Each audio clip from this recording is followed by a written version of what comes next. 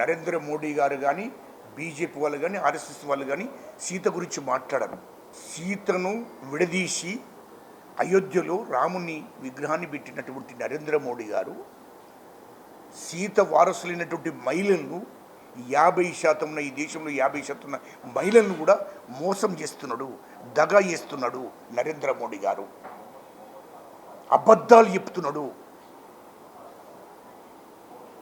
వాస్తవం కదా. కాంగ్రెస్ పార్టీ, ప్రతిపక్ష పార్టీలన్నీ, మా కాంగ్రెస్ పార్టీ, సోనియా గాంధీ అమ్మ, రాహుల్ గాంధీ గారు, ప్రియాంక గాంధీ గారు, మల్లికార్జున్ ఖార్గే గారు, మా వాళ్ళంతా పూర్తిగా పార్లమెంట్లో మహిళ బిల్లుకు పూర్తిగా పార్లమెంట్లో మద్దతు చేశారు. ఆ బిల్లుకు ఆమోదం తెలిపారు. ఏకగ్రీవంగా తీర్మానం చేశారు పార్లమెంట్లో. అదేవిధంగా రాజ్యసభలో మద్దతు చేశారు. బిల్లును రాష్ట్రపతికి పంపించారు. రాష్ట్రపతి ఆమోదం తెలిపినాక కూడా ఈ దేశ ప్రధానమంత్రి నరేంద్ర మోడీ గారు, బీజేపీ పార్టీ, అసలు బీజేపీ ప్రభుత్వం, కేంద్ర ప్రభుత్వం అసలు అమలు చేస్తలేదు. మహిళల బిల్లు అమలు చేస్తలేదు. ఎందుకు అమలు చేయలేదు అది చెప్పండి ప్రజలకు. 24లో పార్లమెంట్ ఎలక్షన్లో ఎందుకు అమలు చేయలేదు?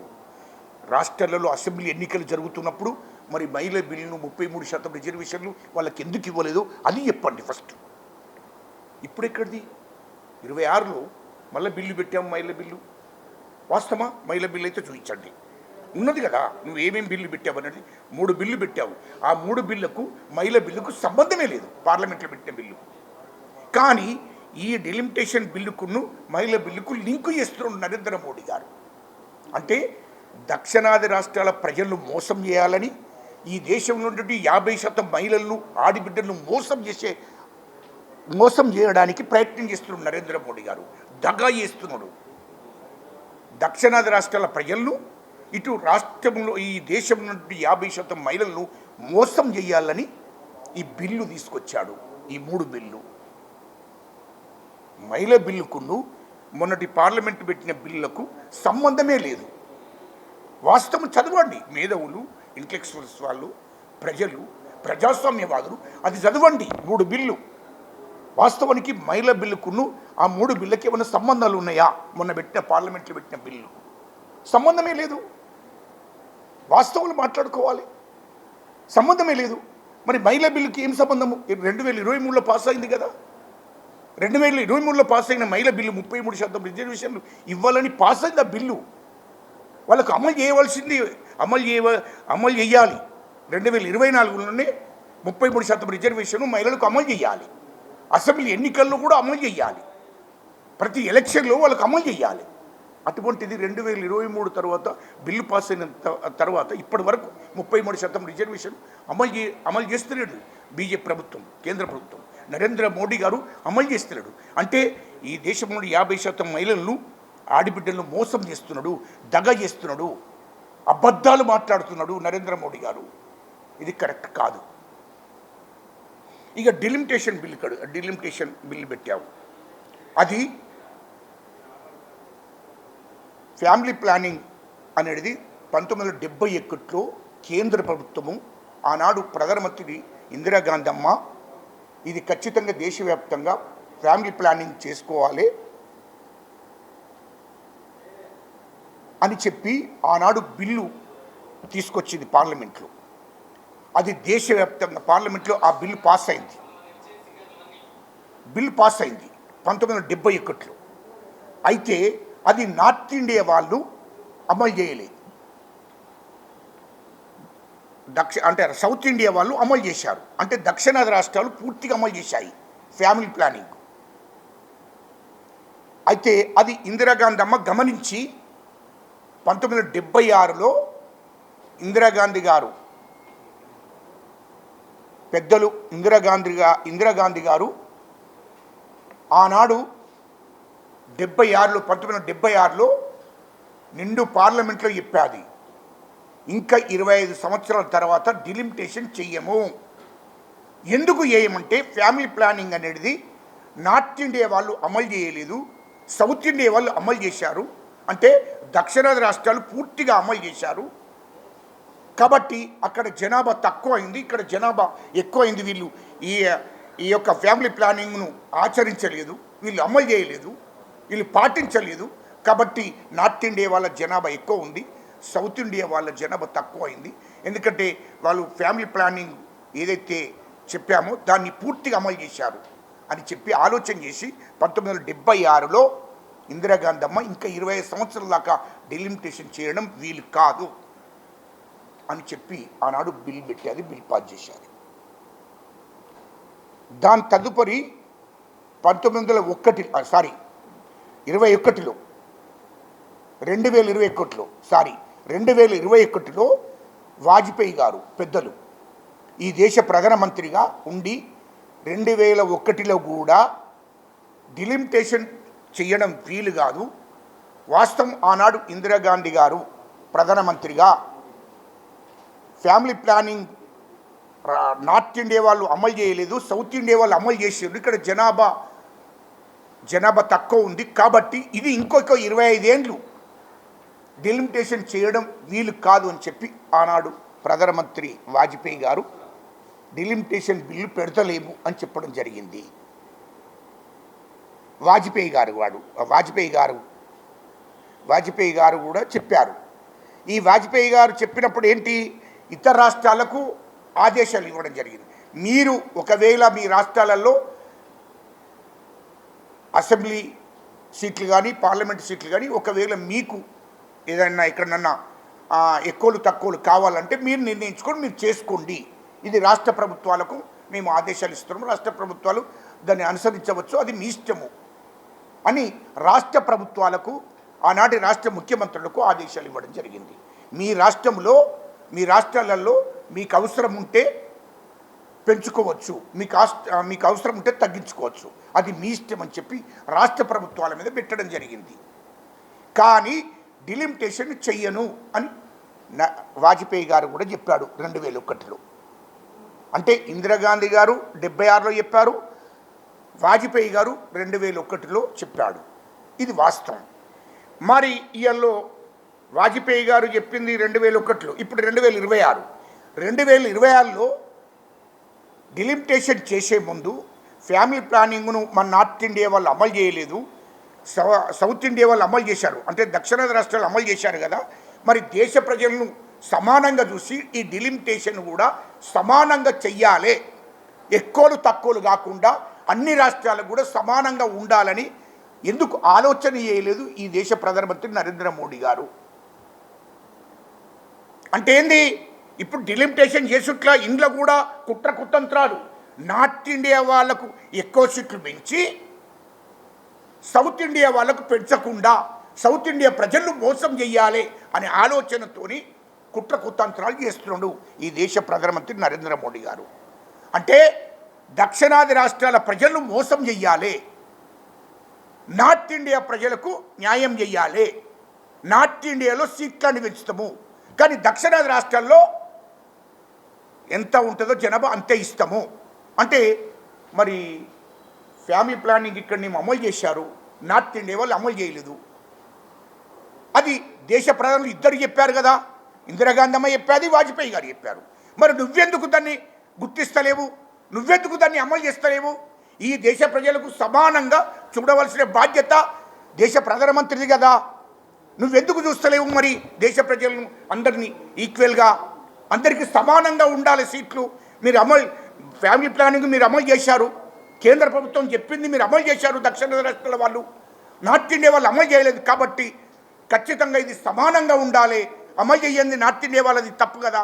కాబట్టి సౌత్ ఇండియా వాళ్ళు అంటే దక్షిణ రాష్ట్రాల వాళ్ళు వాస్తవాలు అమలు చేశారు, అక్కడ ముఖ్యమంత్రులు కూడా అమలు చేశారు.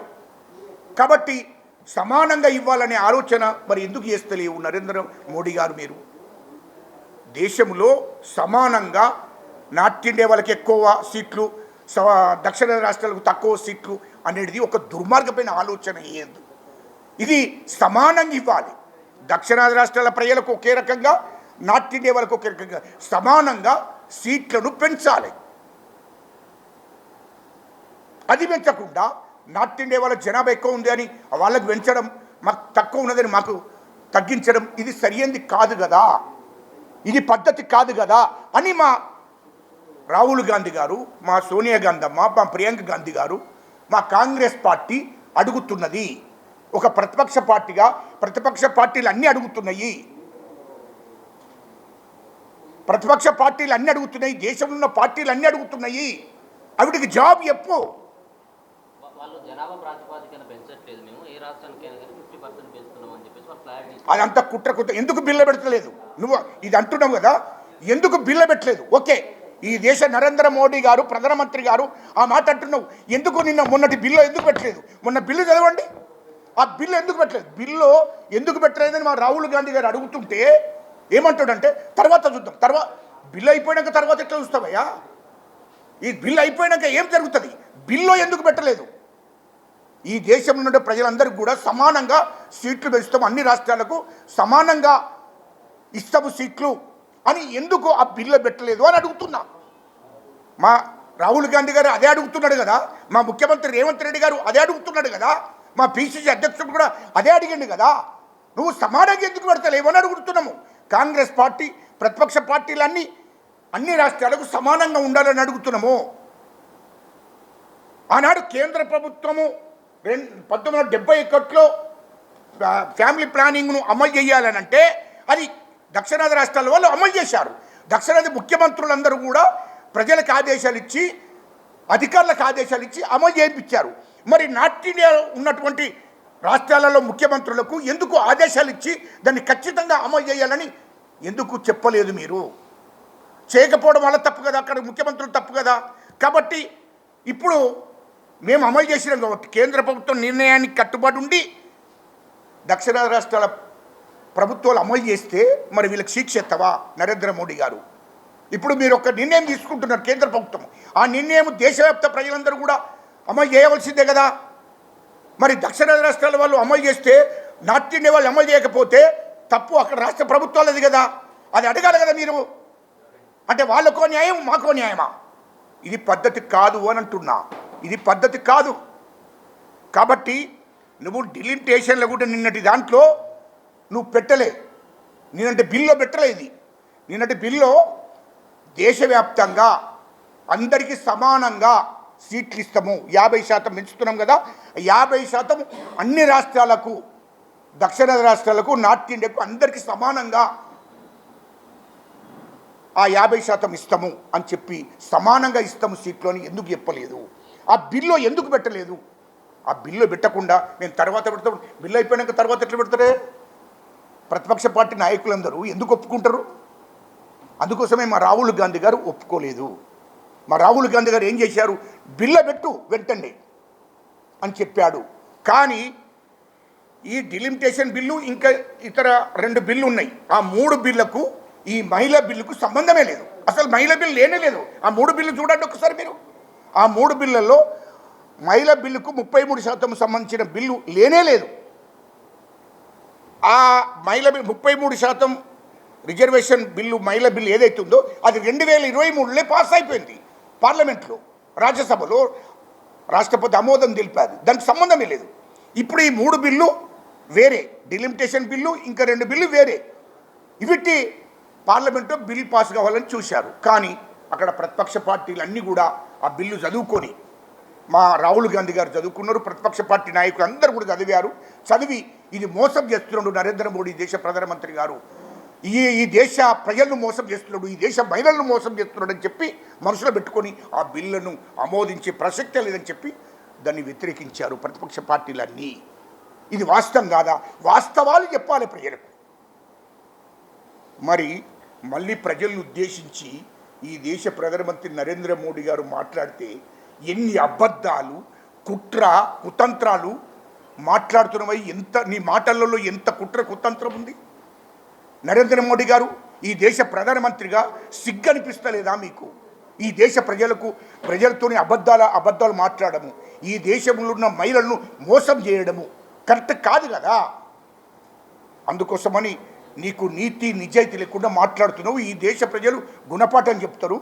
వాస్తవానికి మరొకసారి చెప్తున్నా, ఈ 3 బిల్లుకును మహిళా బిల్లుకు సంబంధమే లేదు. మొన్న పార్లమెంట్లో మహిళా బిల్లు పెట్టడం లేదు, వాస్తవం పెట్టలేదు.